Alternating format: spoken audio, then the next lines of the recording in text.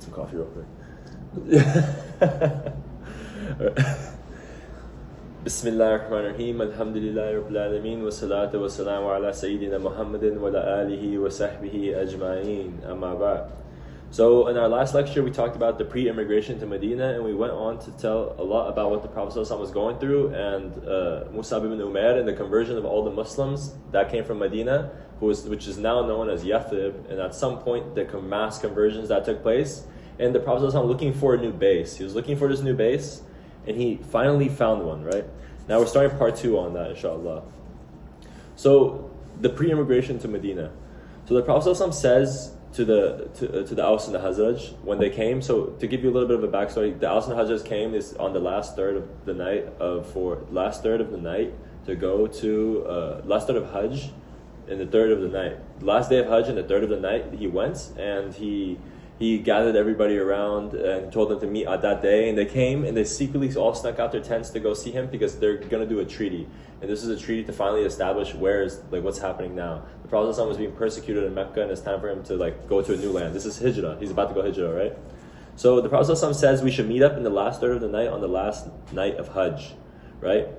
Everybody's exhausted at the last night of Hajj, and they're saying, for how long are we going to let the Prophet ﷺ fear for his life and live this way?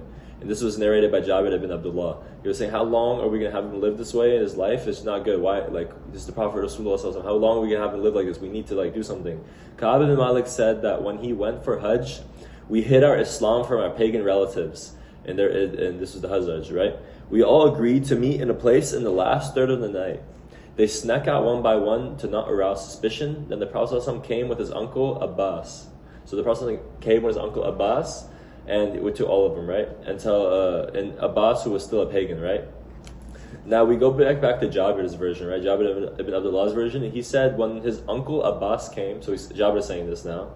When his uncle Abbas came, Prophet's uncle Abbas came, Abbas said, "Oh my nephew, I don't know any of these men, and I don't feel comfortable. I don't feel comfortable with any of these men," because he's used to the Jahiliyyah mindset. Everybody was tribalism and the tribalistic mindset, and not all these people coming from everywhere. He's like, who are these people? I never heard of them. The Hazraj, right? Now he's thinking in terms of tribalism. Abbas feels a sense of loyalty, and out of his tribalism for the Prophet ﷺ, he said he can negotiate. So he wanted to negotiate. And Abbas loved the Prophet ﷺ with a genuine love. Like Abu Talib had a genuine love for him as well. And later Abbas would become Muslim. At this point he's not Muslim. And Abbas and the Prophet ﷺ were of a similar age. They're uncles, but they're of a similar age, and they were foster brothers, while he was his uncle and his nephew. And the Prophet ﷺ trusted Abbas. So Jabir continued and said, we came in front of the Prophet ﷺ, and Abbas was the one to speak on his behalf. Abbas says, so imagine this last third of the night in Hajj season, they're over there and Abbas is there, everybody's gathered, sneaking out of their tents, and they're all sneaking out of their tents, and Abbas is the one that's talking, and he's looking at these people, he's like, I don't know any of these people, what's going on? So we came in front of the Prophet and Abbas, the uncle, said, he was the one to speak on his behalf. Abbas then says, Ya Hazraj. And in Abbas's eyes, he can't see Muslim and Kafir. He can't see the difference between Muslim and Kafir, right? He doesn't understand this yet. He can only see Hazraj and Aus and Quraysh. He says, you know the status of this man amongst us. We have protected him from his own, even though we agreed with our own people. But we have prevented the Quraysh from harming this man. He has honor among us and he has protection, but he has decided to leave us to go over to you. If you are sure to live up to your conditions with him and protect him from those who disagree, then you should bear his responsibility. Otherwise, let him be for now. So that's what he was saying, right? And obviously a lot of this is not true. He was being completely persecuted, and over there in Mecca, he was not a man. Nobody treated him with honor in Mecca, right? He was completely being persecuted. But that's out of tribalism, he wanted to show a negotiation, so bring his status up with the Prophet. And Abbas is clearly not trusting of the Hazraj, right? And is also embarrassed that his own nephew had to leave the Banu Hashim, which is their tribe. He's trying to overcompensate that he has honor and protection, but that is not true. They're trying to kill him and they ridicule him.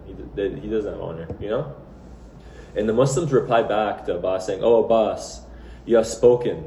Now, let the Prophet ﷺ speak. Let him speak, because they wanted to hear him speak. The Prophet, that's the Prophet. And they're convinced these are good. These are people who actually have faith, right? And they say, Ya Rasulullah, put the conditions that you want. What do you expect from us? So they're doing a treaty with each other. He's like, you give us the conditions. What do you expect from us? We're not going to make the conditions. You give it to us. And the message they are sending is that they wanted him to live with him. So they wanted the Prophet to live with them. That's what they came and that's what they wanted. They're like, what do we do? What's the allegiance? And it is important to note that the people of Yathrib wanted him to come live with them. The people of Yathrib wanted him to come live with them, and it was their idea. The Prophet ﷺ says, so begins preaching, he preaches a bit and says like Tawheed and talks about all these things, and then said, I shall give you the allegiance in return for, and he asked for this, he asked for protection, that you should protect me like one of your own, that you protect me like I'm one of your own. And Al-Bara ibn Maruh stood up and said, we are people who experience the arts of war. He says we've experienced the arts of war because they just got out of a war, right? We talk about all this in our previous Seerah lectures, right? We are experiencing the arts of war and inherited it from our forefathers. This is an easy condition. Stretch forth your hand and we will give you the allegiance. We'll give it to you. This is hasty, but he is hasty, but this hastiness shows iman. He's just ready to get it over with, right? And another Ansari by the name of Abu al-Haytham, he's not yet an Ansari, by the way. He stood up and said, because Ansaris are when they came and traveled and Aus and Hajj became Ansaris. He said, Ya Rasulullah, we have ties with the Yahud. So he's smarter now. He's thinking like a strategist. He says, Ya Rasulullah, we have ties with the Yahud, treaties with them. By accepting you, those treaties will be broken, and we know it. We know that those treaties will be broken. So once you come over to our side and Allah gives us victory, will you then leave us and go back to your people? So that's what he's saying. He's scared that he's going to leave and go back to his people. He's just ready to go in. He says, once you come over to our side and Allah gives us victory, he knows he's going to beat them. They're only right there. There are only 72 people there. He already knows he's defeat the whole Quraysh and all his enemies. Like, look at the iman.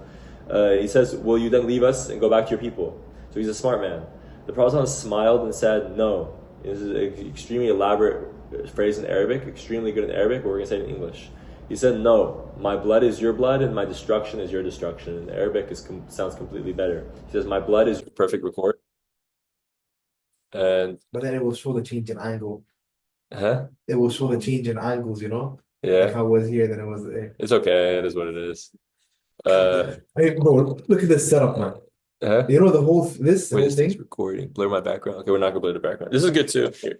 This is good too, right here. You know how I put this here and made it stick by the eye clicker button. Yeah. Let's see. What's the video link?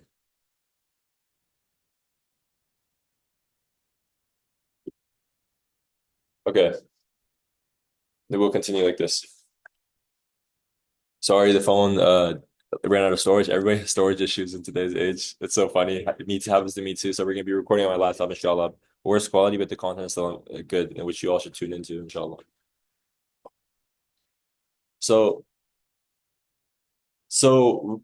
not hearing anything, turn up volume. All right. So we'll continue. So remember the Qinda, which we talked about, the Qinda, that tribe, who said to the Prophet ﷺ, they were thinking, the Qinda said this. They said when they win over the enemies, so they said, we'll go against your enemies, and when we win over your enemies, will you make them the rulers? They want to be the rulers. When we win over your enemies and everything, can you make us the rulers? But look at these people now who say compared to them who are scared that after they win, the Prophet ﷺ is going to leave them. He's scared that when they win, the Prophet ﷺ will leave them. So compare that, like people of Qinda and these people. Just look at the backwardness of the other people saying, "Oh, we'll leave." Like there was a smarter people who say, "We will take over. Like we'll give us everything when we win." But these people are saying, "Will you leave us?" They're scared. Look at the complete difference of the iman. You can just see the difference in iman, right? Now, I want to also talk about the I want to also talk about the love for the people of Yemen, right? So we love the Yemenese people, right? The Aus and the Hazraj, they actually originate from Yemen. And the Prophet ﷺ says that the people of Yemen are the softest in their hearts. He said this, the people of Yemen are the softest in their hearts and the gentlest in their chest. And he said that Iman is Yemeni and wisdom is Yemenite. That's what the Prophet ﷺ said, just about the people of Yemen. And the Aus and Hazraj originate from Yemen, right?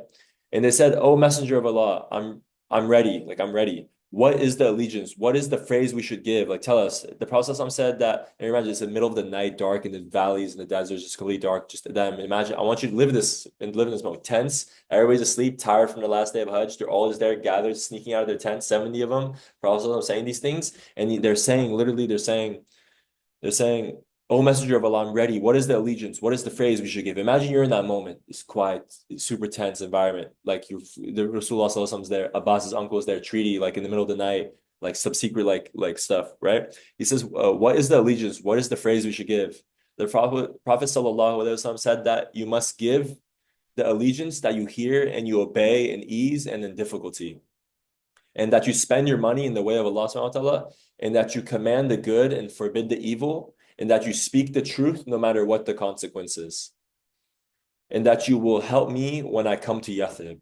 And by the way, this is one of the only times the Prophet ﷺ said the word Yathrib, because it was called Yathrib. It's one of the only times he said it. He changed to Medina later on.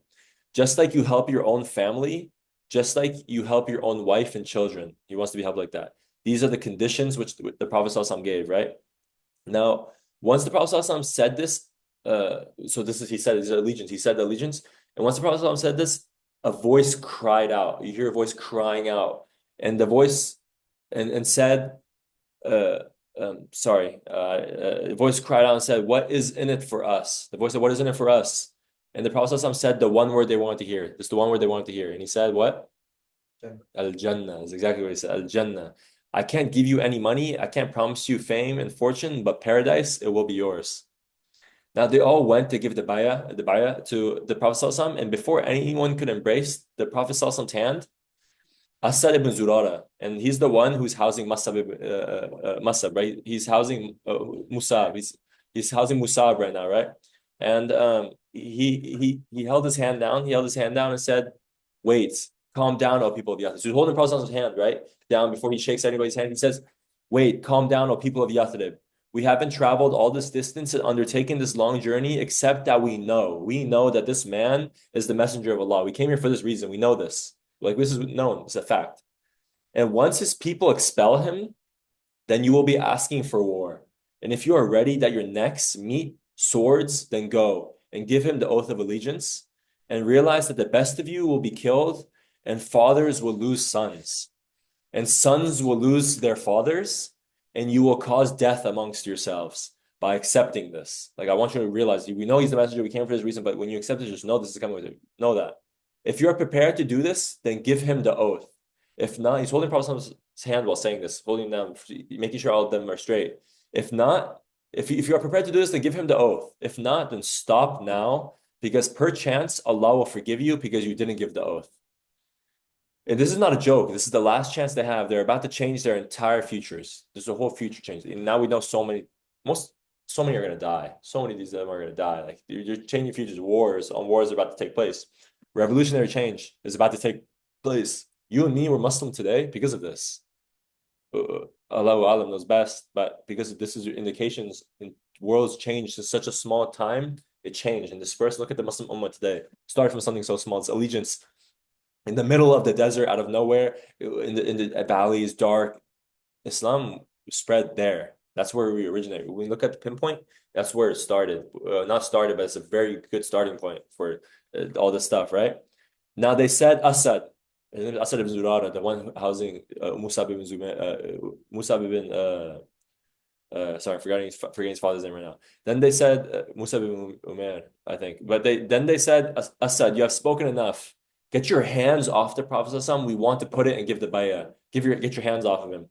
All 72 men among them gave the bayah to the Prophet ﷺ, and in return, the Prophet ﷺ promised them Jannah one by one. Promised Jannah, one by one. There were 2 women present, and the Prophet ﷺ took their oath verbally. And we all know that the Prophet ﷺ never touched the hand of a woman that was not related to him. And when the entire oath was, so he never touched the hand of a woman, there's 2 of them there, the 2 women. And when the entire oath was finished, Abbas was looking in great worry. He was really worried, in anger and irritation, because his tribalism was kicking in, right? He said, these are people who I do not know. Any of them and all of them are young kids. They're young kids. I don't know. Tribalism. We're the elders, That's what they're so used to, But if Abbas, the uncle, did not know them, then Allah knew them. And if Abbas did not recognize them, then Allah and His Messenger recognized them. So the next point which we're going to get into is the early immigration of Medina. The early immigration of Medina now. So that was searching for a new base. They finally found that new base they're searching for, and now we're doing the immigration to Medina, the early immigration. Not Eunice is going to cover the immigration, which you already covered. We're going to upload it to the YouTube channel as well. And he's covering the immigration to Medina. We're talking about the early immigration. So when that was over and the bayah was given, we heard a loud, this gets a little interesting now. We heard a loud voice calling in the valley. A super loud voice just started calling in the valley, right? And it's narrated that they heard a loud voice in the distance, in the valley. Imagine in the valley, you hear a loud voice yelling. It is pitch black, and the loud voice they cried out, "Oh, people sleeping in the tents. Do you not know that a group of rebels have gathered together with the Sabbath to wage war against you under the Sabbath?" So the Sabbath, in this reference, they're claiming is the Prophet ﷺ. And do you know what a Sabbath is? In your Arabic language, what's a Sabbath? In today's Arabic language, what's a Sabbath? No? It's a word that's not really used. They used the word they used for Sabbath back then. So what are who's a Sabbath, right? The Sabbaths are what the Arabs back then called somebody who left their pagan religion. If you left the pagan religion, they called you a Sabbath. And they said that, oh, people sleeping in the tents, do you not know that a group of rebels have gathered together, and talk about all of them, have gathered together with the Sabbath to wage war against you under the Sabbath, the capital S, Sabbath, the Prophet. He's a Sabbath, big Sabbath, the one who changed the pagan religion and said that. They left their religion and they would call them a Sabbath. The Arabs would call anyone who left their religion a Sabbath. Now, in the Quran, Allah subhanahu wa ta'ala mentions the Sabi'un, right? But the Sabi'un are not the same thing as the Sabbath. The Sabi'un are different. Let's not get that mixed up. And this hadith is talking about the Sabbath. And the Sabi'un is, it goes way, way back. Do you know what the Sabi'un is? It goes way, way back. A lot of people know. Way before Christianity. It goes way before Christianity. And they claim that they have a book from Sheath. And who is Sheath? One of the not the Rasul, Anbiya. Yeah. Sheath is who Sheath have a book from Sheath who is the son of Nuh. He's the son of Nuh. They had a book from back then, the Prophet sometime. Like this, when the Quran came down, it was mentioned the Sabi'un. These are the people who had the book from Nuh. And they say they have a book from that time. This is what the Sabi'un say. They have a book from that time. And they still, and actually the fun fact is they still exist in our time. The Sabi'un still exist in our time. Mm-hmm. And they're around 30,000. 30,000 is their population about now. And these days they believe in the stars, and they come from a land which is the cradle of civilization. You found almost all of them in this cradle of civilization land. There's around 30,000, one of the smallest religions. Do you know what this cradle of civilization is? Where do you think they are located today? In the cradle of civilization they're found today, like they're there, 30,000 of them, majority of them are there. It's Sabi'un. Somewhere around in Africa. Somewhere in Africa? So it's that's a good guess. Africa is also because Nile River and all these things that go down there, and Euphrates, Nile, and all these things. Africa, whatever's by the Euphrates and the Nile, it goes all the way back to the cradle of civilization. But for this cradle of civilization, I'm talking about Iraq. They're all in Iraq. Iraq has long history. In these days, they're all Iraqis, and in our time, they are called the Al-Mandayun. Al-Mandayun. Do you have you heard of the Al-Mandayun? In English, it's the Mandaeans. They're called the Mandaeans today. And the term they are using in this voice is that they're calling the person who left their religion, the voice calling out. After the voice called out, the Prophet said, after the voice called out, so the voice yelling in the valleys, the Prophet, who do you think the person yelling in the valleys is? I want to say it's Iblis. Really close. So the Prophet said, this is Azab ibn Uzayb, the shaitan of Aqaba, because they're in Aqaba, the valleys of Aqaba. They're like, this is the shaitan of Aqaba, Azab ibn Uzayb. So shaitan's calling out. He said, I swear by Allah, I will deal with you. And that's what he said. Shaitan felt so overwhelmed at this time that he literally went public. The shaitan went public yelling. He was so overwhelmed. He know, like he sees a revolution beginning. He was so overwhelmed. Using the shaitan's whisper, he really started yelling out in the valley. The shaitan, he was overwhelmed. And the reason why we know the shaitan is because the Prophet said, this is Azab ibn Uzayb, the shaitan of the Aqaba. I swear by Allah, I will deal with you. So he screamed out to the human world rather than his whispering, right? And that's a huge thing that he did, right? Now, let me make sure this is still recording. Yes, it is. But whispering. We know that shayateen live in abandoned valleys and the place where there aren't many people. And this is the leader of the shayateen of Aqaba and he mentioned them by name as the leader, right? Mm-hmm. Now, when the Ansar heard this, they said, Ya Rasulullah, should we not attack now? They were armed, by the way. They're all armed because in the Hajj season, you come with like one weapon with you because it's in case wild animals attack and things like that. And the Quraysh and them were sleepy. They were not. And they said, we are 70 strong and they are not prepared. The Prophet said, I have not been commanded to do this. And they all went back to their tent secretly. And so they went back to their tent secretly, but they're ready. They're ready to go off on them, 70 of them. Then a delegation so in the morning time came, a delegation was sent to every camp to find out who met with Prophet Muhammad. Then when they finally went to the tents of the Hazraj, then they asked, who amongst you had met this man? Because they heard about yelling and commotion. Who among you have met this man? They all kept silent, and the pagans among them spoke up. They spoke up and said, no, we have no idea of this, and we swear by Allah that none of us have gone to meet him. The pagans among the Hazraj were saying this. So they're saying, oh, we swear by Allah that we have seen it. We have no idea, because they're secretly all leaving their tent, so they wouldn't know. And the Muslims stood silent because they were not allowed to lie. Remember, that was one of the things, you don't lie. They didn't lie, right? Now, the Prophet had a dream of Medina, right? So the Prophet made an announcement to the Muslims. He made an announcement to the Muslims. This is a little bit later. Allah has shown me the land you shall emigrate to. It is a land of date palms that is between two volcanic plains. That's Medina. Medina is surrounded by volcanic rock, and you can't walk on it or traverse it with horses. Medina is between two volcanic plains and has date palms. He announced it, and he didn't know the city. He didn't know the city of Medina, like how it was laid out and all of these things, right? Then a few days later, he said, Allah has told me that it's Yathrib. So he had the dream, Allah told me it's Yathrib. He gave the permission to the Muslims to emigrate, and they would do it secretly in small groups. So we have just a little bit left, and so we're gonna talk about the story of Salama and Abu Salama, their immigration, right? So I'm gonna try speeding this up a little bit, but because Yunus is gonna get a lot into the immigration as well. But the first person who emigrated was Abu Salama ibn Abdul Asad, who was the husband of Salama, who was going to be the wife and one of our mothers, and she's gonna soon marry the Prophet later on, right?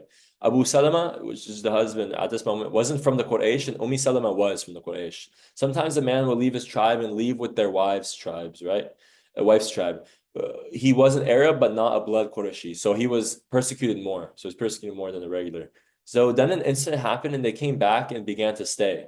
This husband and wife are of the few who made both hijras. They made both hijras to Abyssinia and to Medina, right? They are called the people of two hijras. Now, they immigrated to Abyssinia, then came back to Mecca, then immigrated to Yathrib. He did not do it secretly and just went up. He just went up and migrated. So this didn't do secret migration. They were one of the first who just went up and just left, did the migration. And the reason many people did it secretly is because of this reason. Because this story is why so many people did it secretly. Because they're one of the first to do it. The Quraysh confronted him with their weapons. Then they said, oh, Abu Salama. Like as he's leaving, you can see when somebody's leaving, you pack up your camels, but a bunch of luggage on it, water on it. He said, oh, Abu Salama, where do you think you're going? He said, I'm going to Yathrib. What business is it of yours? I'm a free man. That's what he thought. Then they said, as for you, you aren't a Qurayshi and we have no rights. Go ahead. As for your wife, she is ours. She is a Qurayshi and we will basically take her. Right? Now, we'll not let her or her son, because that is our son. He's a son too. So he's taking a wife and a son. So they expelled him. They expelled him without anything with him, and he was forced to flee Medina on his own. Now, once the tribe heard this, they marched to the Quraysh. So their tribe heard this. They marched to Quraysh, and they said, as for the woman, she is yours. Okay, she's yours. The woman I get it, she's yours. As for the boy, he's ours. Then scuffles started breaking out, and it became a tug of war between the two sides of the kid. A tug of war between the kid. They're tugging the kid, right? And the kid was 2 years old. And this tugging happened until it kept tugging until his shoulder dislocated. That's how much they were tugging the kid until the shoulder dislocated. Then Abu Salama tribe took the baby. So they ended up taking the baby. Abu Salama's tribe took the baby. And Salama was left with the Quraysh. So now she's completely alone, not with her son or with her husband. Completely alone. She got taken everything. She was left to Quraysh. And Abu Salama went to Medina, and Salama narrated herself. This is what she narrated. Salama narrated later that for more than 16 months, 1 year, 4 months, I'd go to the farthest place outside of Mecca, crying in the middle of the desert, not being able to do anything. That's what she would do. She would go to the farthest place for more than 16 months. She would go and cry outside of Mecca, not be able to do anything.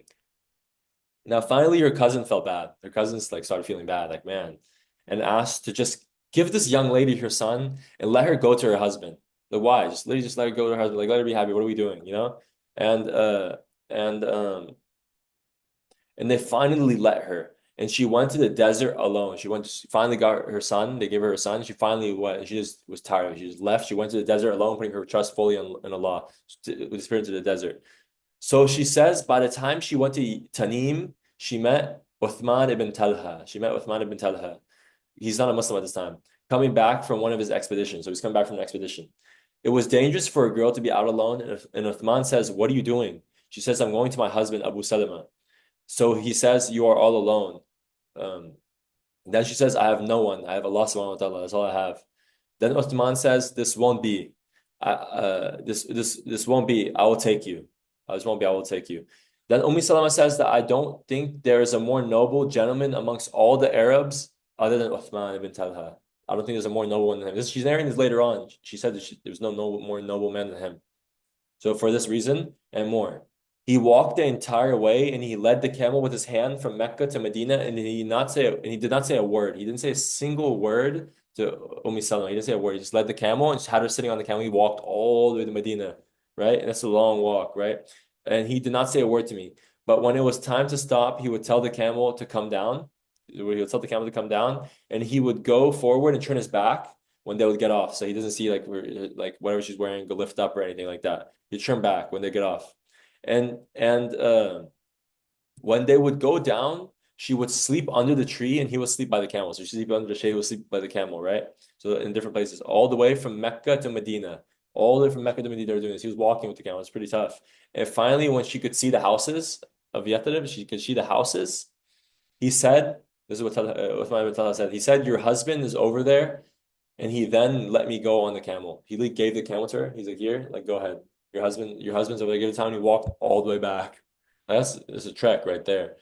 So this is this is Uthman ibn Talha. He wasn't even a Muslim. This is at least a 2-week journey. This is at least a 2-week journey walking, and on the way back, he didn't even have a camel, right? And we will learn more about Uthman ibn Talha coming forward in our Seerah lectures and how he became a Muslim. He was one of the last batch of Muslims before the conquest of Mecca. He was one of the last batch, like one of the last Muslims that converted before the conquest of Mecca, alongside Khalid ibn al-Walid. And he was one of Khalid ibn al-Walid was the last batch too, right? So the keys of the Kaaba, the Prophet ﷺ gave the keys to Uthman ibn Talha. When they conquered Mecca, he gave the keys to Uthman ibn Talha, right? He gave it to him, and until the day of judgment, it will go down his descendants. So the keys of the Kaaba are going down Uthman ibn Talha's descendants all the way until the day of judgment. We know about these keys and who it goes, but it's interesting to know it's from Uthman ibn Talha, this man right here that was doing all this, and was the last batch to convert before the conquest of Mecca, which we'll get into. The giving to Uthman ibn Talha was referenced in the Quran as well. It's kind of a little bit referenced in the Quran to give it to Uthman ibn Talha. In a way, it was referenced, and they understood this. And we need to remember that Salama wasn't just a normal Sahabiya. Like she did this whole trek, going through all this hardship, crying for 60 months. She wasn't a normal Sahabiya. She is one of our mothers. She was soon married to the Prophet ﷺ, right? Now we're gonna go to the story of Umar ibn al-Khattab.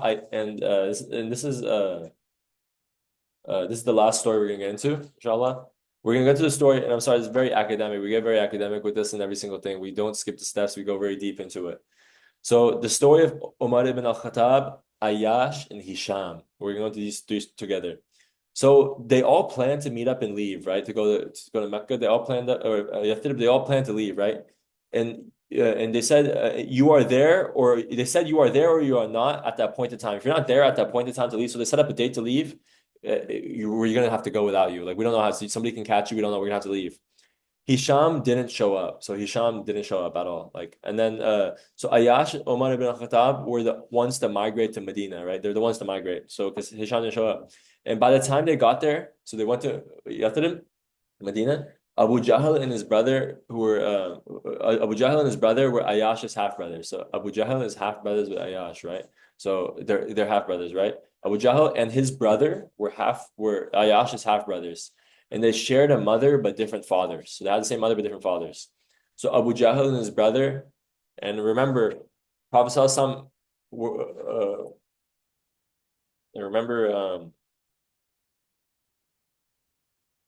the Prophet ﷺ was still in Mecca. The Prophet was still in Mecca at this time. He hasn't migrated yet. Like we're going into the migration. We're going into the migration, which I believe Yunus is going to cover, or Yusuf. So he's still in Mecca. So they traveled all the way to Medina, right? So they traveled all the way. Umar ibn Khattab and Ayyash traveled all the way to Medina. Abu Jahl and his brothers traveled all the way to Medina, and they tell Ayyash. They find Ayyash and they said, "Do you know what you've done? Do you know what you've done? Because you know Abu Jahl, like the Fir'aun of the Prophet Ummah. He's bad, not a good man. And you know what you've done." He said, "The state of our mother, she can't eat or drink." He said, so this is what he's saying. He's saying the state of our mother, she can't eat or drink, and she made a promise to Allah she will not taste the shade, and she's in the sun. So she said she will not eat or drink, And she's made a promise to Allah. She made a promise. She will not taste the shade, and she's in the sun. She's in the sun, and she will not taste the shade. And her hair is full of lice, and she is on the verge of death. She has to see her son again. That's what they're saying to him, to Ayash, right? Saying like, yo, like come home. Like you're literally on the verge of Islam. You're literally on the verge of death. Your mother's on the verge of death. Our mother is on the verge of death. Come home. Like help her. Like really peer pressuring him. The Ayash's heart soon melted. He melted, and he said, "I'm going to go take care of my mother, then come back." Then Umar ibn Khattab said, "They're tricking you. They're literally tricking you. Like they're tricking you. Like they're trying to get you." And then he said, "If she's hungry, she'll eat food, and if she has lice, she can shave her hair off. And you don't have to go back and do that for her." Then Ayash said that no, I will be a good son. Let me go back to my mother. I have money back there as well. I have money back there as well. And since I have everything secure here, I can go back and get it. I can get the money. And Umar ibn Khattab said that if it's money, then wallahi, I will give you all that you have. Don't go. I'm worried that they're going to trap you. And if it is your mother that you're worried about, then she will deal with herself. She can go back and deal with herself.